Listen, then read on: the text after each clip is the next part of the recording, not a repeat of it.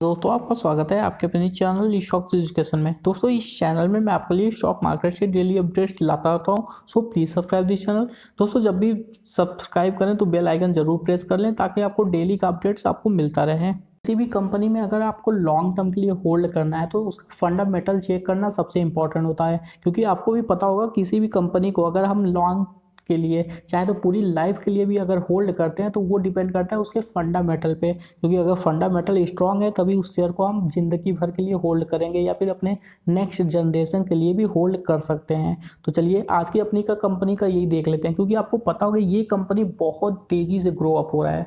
Company का नाम आगे पता चल जाएगा आपको। तो इसका पहले मार्केट हम देख लेते हैं, इसका फंडामेंटल मार्केट कैप की बात करें तो 3014.68 करोड़ का मार्केट कैप है।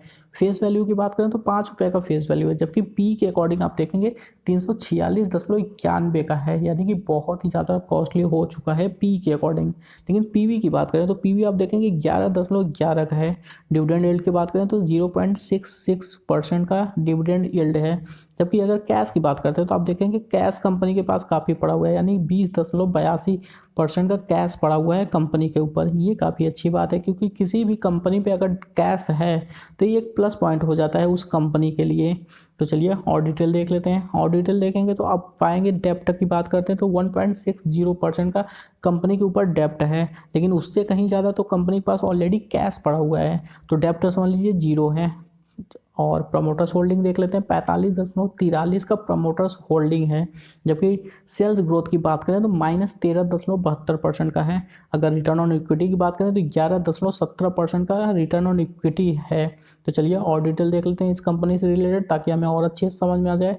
दोस्तों डिविडेंड की हमने बात की है तो आप देखेंगे कंपनी अच्छा खासा डिविडेंड पेड करती है। अगर आप देखेंगे 2020 में, यानी जब मार्केट क्रैश हो रहा था मार्च में, उस टाइम इस कंपनी ने डिविडेंड पेड किया हुआ था अपने शेयर्स होल्डर को। अगर 19 की बात करें, 19 में 2 बार डिविडेंड पेड किया गया था। अगर 2018 की बात करें तो 2018 में भी कंपनी ने 2 बार डिविडेंड पेड किया था।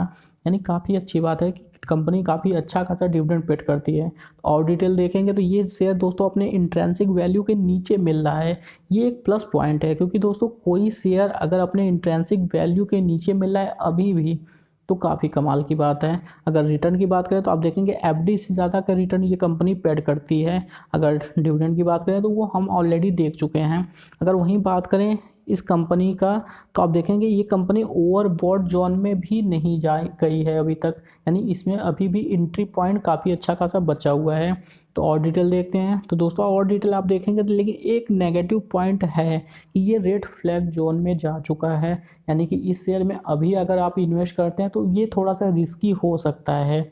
तो और डिटेल देख लेते हैं, उसके बाद कंफर्म करेंगे कि इस शेयर में इन्वेस्ट करना है कि नहीं करना है। तो दोस्तों उससे पहले इनका प्रॉफिट और रेवेन्यू देख लेते हैं। अगर रेवेन्यू देखेंगे तो वो काफ़ी तेज़ी से ग्रो अप हो रहा है, साथ के साथ प्रॉफिट भी तेज़ी से ग्रो अप हो रहा है। यानी कि पिछले 4 सालों का अगर हम डेटा देखते हैं तो भी हम पाएंगे कि इनका प्रॉफिट और इनका जो रेवेन्यू है दोनों काफ़ी तेज़ी से ग्रोथ हो रहा है, यानी कि शेयर काफ़ी तेज़ी से ग्रो अप हो रहा है। तो चलिए रिजल्ट देख लेते हैं इनका। मैंने लगा रखा है, अब देखेंगे सितंबर 20 से जून 20 का कंपेयर करेंगे रिजल्ट का, जिससे हमें आसानी से समझने में मिल जाएगा कि क्वार्टरली रिजल्ट क्या था लास्ट का। तो देख लेते हैं नेट सेल्स की बात करें तो आप देखेंगे नेट सेल जो है लगभग 6% से ग्रोथ दिखा रहा है। और वहीं बात करें ऑपरेटिंग प्रॉफिट की तो आप देखेंगे 27% का ग्रोथ। ये काफ़ी अच्छी बात है अगर किसी भी कंपनी में इतनी ग्रोथ देखने को मिल रहा है हमें। तो और डिटेल देख लेते हैं जिससे हमें और आसानी से समझ में आ जाए। तो अगर नेट प्रॉफिट की बात करें तो आप देखेंगे नेट प्रॉफिट इनका जो है वो काफ़ी तेज़ी से ग्रो अप हो रहा है और लगभग 26% की ग्रोथ दिखा रहा है। जबकि ऑपरेटिंग प्रॉफिट मार्जिन की बात कर लेते हैं तो 3.48% की ग्रोथ दिखा रहा है।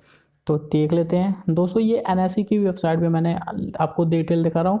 ये डिटेल है मैस्टेक लिमिटेड की, यानी मैं बात कर रहा मैस्टेक लिमिटेड की।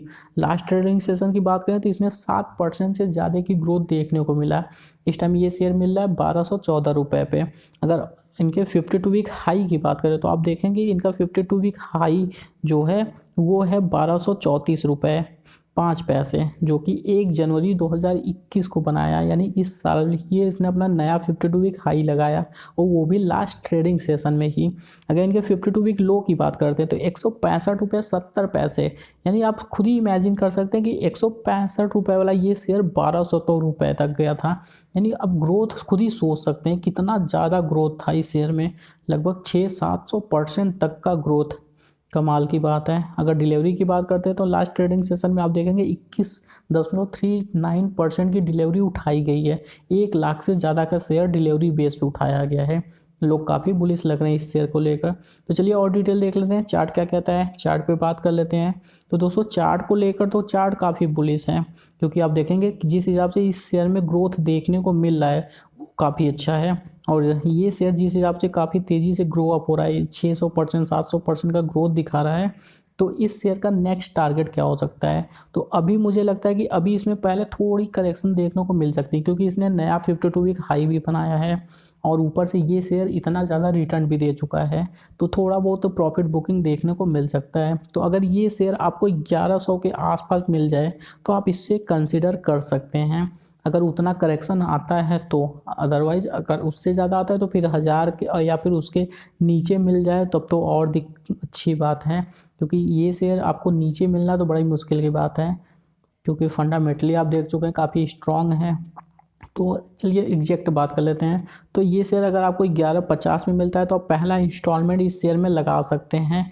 अगर वहीं नेक्स्ट बात करें कि दूसरा इंस्टॉलमेंट कब लगाना है, तो 1100 के अगर नीचे मिलता है तो आप इसमें दूसरा इंस्टॉलमेंट लगा सकते हैं, यानी अपने पैसे को 3 से 4 इंस्टॉलमेंट में बांट लीजिए, उसके बाद इस शेयर में इन्वेस्ट करते रहिए, क्योंकि शेयर तो अच्छा है और लॉन्ग टर्म के लिए रखने लायक भी है, क्योंकि फंडामेंटली कोई वीक नहीं है और खासकर डेप्ट फ्री शेयर है। ये एक प्लस पॉइंट है इस शेयर के लिए। तो अगर यहाँ से ये और ऊपर जाता है तो इनका क्या टारगेट होगा, तो दोस्तों 1220 का पहला इनका टारगेट होगा, और जैसा ही ये लेवल टूटता है तो ये शेयर आपको 1270 का बहुत ही जल्दी दिखेगा। अगर इसमें हम बात करें इसमें क्या सपोर्ट यानी क्या स्टॉप लॉस लगाकर प्ले किया जा सकता है, तो दोस्तों इनका जो 5 दिनों का ईएमए है उसमें आप अपना स्टॉप लॉस लगाकर प्ले कर सकते हैं, क्योंकि उसका शेयर काफ़ी अच्छा है। तो 5 दिनों का ईएमए क्या है उसकी बात कर लेते हैं। तो आप देखेंगे 5 दिनों का ईएमए 1162 रुपये, जैसा मैंने कहा 1150 रुपये का पहला लेवल रहेगा, और 1162 रुपये का 5 दिनों का ईएमए भी है। तो उसी पे आप सपोर्ट लगाकर अपना स्टॉप लॉस लगाकर प्ले कर सकते हैं इस शेयर में। शेयर का भी अच्छा है, इसे चाहे तो आप लॉन्ग टर्म के लिए भी होल्ड कर सकते हैं, कोई दिक्कत वाली बात नहीं है। और लास्ट ट्रेडिंग सेशन में आप देखेंगे वॉल्यूम यानी 1 लाख से ज़्यादा की डिलीवरी बेस पे क्वांटिटी उठाई गई है, इसलिए वॉल्यूम भी काफ़ी अच्छा खासा जनरेट हुआ है। तो मुझे लगता है जहाँ तक पर्सनली कि इसमें थोड़ा सा करेक्शन संभव है, तो अभी आप होल्ड कर सकते हैं। अभी आपको बहुत जल्दीबाजी में ख़रीदारी नहीं करनी है, और जैसे ही इसमें करेक्शन आता है उसके बाद आप ख़रीदारी कर सकते हैं। शेयर आपको काफ़ी नीचे भी मिल जाएगा।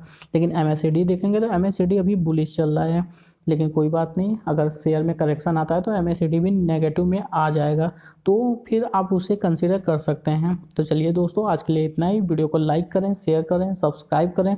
Thank you for watching this video.